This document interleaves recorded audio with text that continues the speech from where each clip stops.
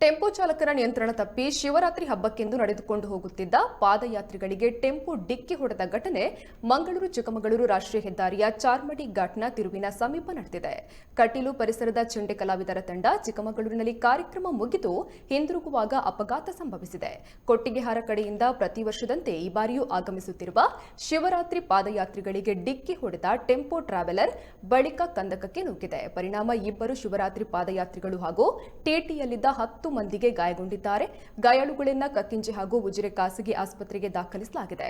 ಇನ್ನು ಘಟನೆ ಕುರಿತು ಬೆಳ್ತಂಗಡಿ ಸಂಚಾರಿ ಪೊಲೀಸ್ ಠಾಣೆಯಲ್ಲಿ ಪ್ರಕರಣ ದಾಖಲಾಗಿದೆ.